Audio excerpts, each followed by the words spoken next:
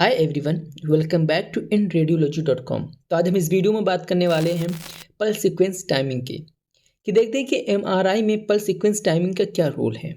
First slide में बात करते हैं कि pulse sequences consist of RF pulses, gradients and intervening time periods. यानी कि जो पल्स सीक्वेंस टाइमिंग होता है, यानी कि जो पल्स सीक्वेंस होता है वो RF pulse, gradients and intervening time period से मिलकर बनता है। जैसे कि some of these time periods are user dependent. इसमें से कुछ टाइम पीरियड जो होता है वो यूज़र डिपेंडेंट होता है। यानी कि यूज़र डिपेंडेंट ऐसे कहें कि जो टेक्नीशियन होता है वो टीआर एंड टी यानी कि इको टाइम और रिपीटिशन टाइम को चेंज कर सकता है। इसके टाइम को डिक्रीज या इंक्रीज कर सकता है मैनुअली। फिर आता है कि every pulse sequences begins with an RF excitation pulse 90 degree and while 180 degree is applied at half time of T for refocusing। यानी कि जितनी भी पल्स सीक्वेंसेस होती हैं वो 90 डिग्री RF एक्साइटेशन पल्स से स्टार्ट होती हैं और जब इको टाइम का जो हाफ टाइम होता है तो हम रिफोकसिंग के लिए 180 डिग्री को अप्लाई करते हैं। इसके बाद हमको एक सिग्नल रिसीव होता है। आप इस इमेज में समझिए, यहाँ पे 90 डिग्री की आरएफ एक्साइटेशन पल्स को अप्लाई किया गया। उसके बाद 180 डिग्री रिफोकसिंग पल्स को हम अप्लाई करते हैं जब इको टाइम हाफ होता है।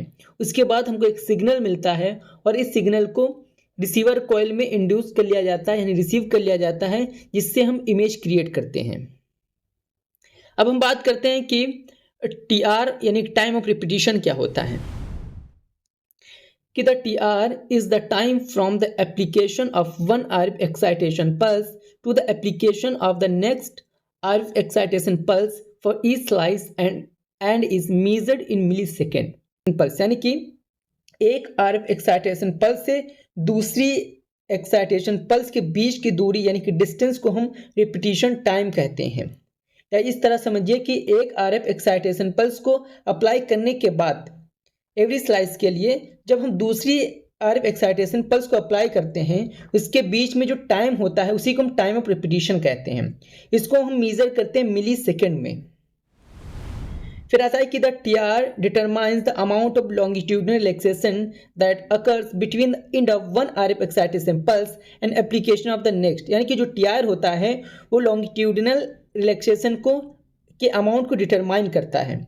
ये उत्पन्न होता है one RF excitation pulse and application of the next के बीच से। जैसे आप इस इमेज में समझिए, यहाँ पे ये टीआर है, नीचे लाइन देखिए अब टीआर है यानी कि रिपीटिशन टाइम है। यहाँ पे हमने आरएफ एक्साइटेशन पल्स को अप्लाई किया, उसके बाद क्या हुआ, उसके बाद रिफोकसिंग पल्स को अप्लाई किया हाफ टी पे। यहाँ से लेकर यहाँ तक यानी कि एक सिंगल स्लाइस के लिए one excitation pulse and next excitation pulse के बीच जितना टाइम होता है उसी को हम रिपीटिशन टाइम कहते हैं। उसके बाद एक सिग्नल मिल जाता है, यानी फिर इस सिग्नल से हम इमेज को क्रिएट कर लेते हैं। फिर दूसरी स्लाइस के लिए सेम प्रोसेस होता है, उसी को हम टाइम ऑफ रिपीटिशन बोलते हैं।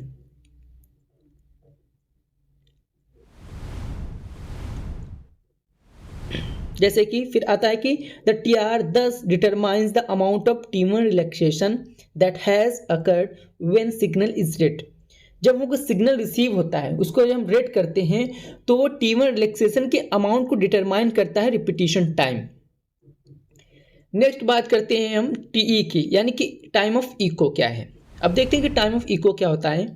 कि the time of echo is the time from the application of the one RF excitation pulse to the peak of signal induced in the receiver coils and is also measured in millisecond।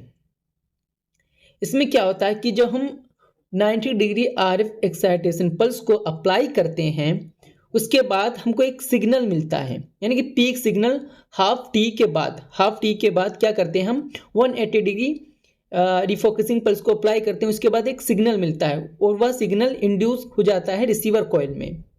उसी को हम बोलते हैं time of eco, यानी कि इस signal को मिलने में जो टाइम लगता है, जो जितना टाइम लगता है उसी को हम टाइम ऑफ इको बोलते हैं। इसको भी हम मेजर करते हैं मिली सेकेंड में।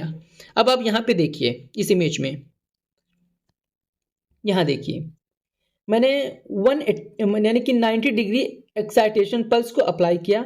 उसके बाद क्या हुआ, यहाँ से यहाँ तक के बीच को हम टाइम ऑफ इको बोलेंगे। अब क्यों बोलेंगे, देखिए यहाँ 90 डिग्री अप्लाई किया, उसके बाद हाफ टाइम पे यानी कि इको टाइम पे हम रिफोकसिंग पल्स को अप्लाई करते हैं, फिर हमको एक सिग्नल मिल जाता है और इस सिग्नल को रिसीवर कॉइल में इंड्यूस कर लिया जाता है, उससे उसके बाद इमेज को क्रिएट किया जाता है। 90 डिग्री एक्साइटेशन पल्स को अप्लाई करने से फिर सिग्नल मिलने तक की जो दूरी होती है यानी कि इसमें जो टाइम लगता है इसको हम टाइम ऑफ इको बोलते हैं।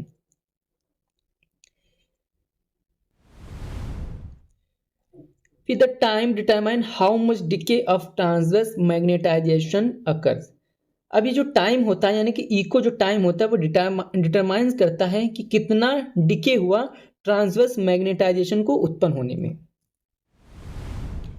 फिर टीई यानी कि time of echo thus control the amount of T2 relaxation that has occurred when signal is read। जब सिग्नल रीड किया जाता है, रीड किया जाता है, तब ये T2 रिलैक्सेशन के अमाउंट को कंट्रोल करने का काम करता है टाइम ऑफ इको। जो TR होता है वो T1 रिलैक्सेशन बताता है, जबकि जो TE होता है वो T2 रिलैक्सेशन के अमाउंट को कंट्रोल करता है।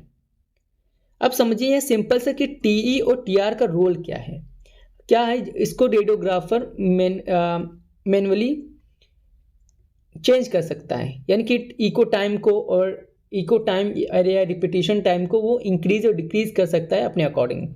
इसमें क्या होता है, जब TE शॉर्ट होता है और TR शॉर्ट होता है तो हमको T1 इमेज मिलती है, और जब TR लॉन्ग होता है और TE लॉन्ग यानी कि दोनों लॉन्ग हुए तो हमको T2 इमेज मिलती है, और जब TR लॉन्ग होता है और TE शॉर्ट होता है तो हमको PD वेटेड इमेज मिलती है, यानी कि प्रोटॉन डेंसिटी एक इमेज मिलती है।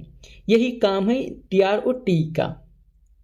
ये डिफ्रेंशिएट करते हैं कि जो T1 रिलैक्सेशन टाइम वाली की जो इमेज होती है और T2 जो इमेज होती है, इनके बीच में ये डिफ्रेंशिएट करती हैं कि अगर हम TE लॉन्ग और TR लॉन्ग अप्लाई करेंगे तो हमको T2 इमेज मिलेगी, TE शॉर्ट और TR शॉर्ट अप्लाई करेंगे तो हमको T1 इमेज मिलेगी।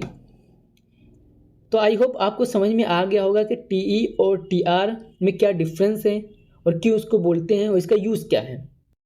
आई होप आपको वीडियो पसंद आई होगी, तो प्लीज़ अगर आपको वीडियो पसंद आई तो प्लीज़ इस चैनल को सब्सक्राइब कीजिए, शेयर कीजिए, लाइक कीजिए। मिलते हैं एक न्यू टॉपिक के साथ न्यू वीडियो में। Thanks for watching.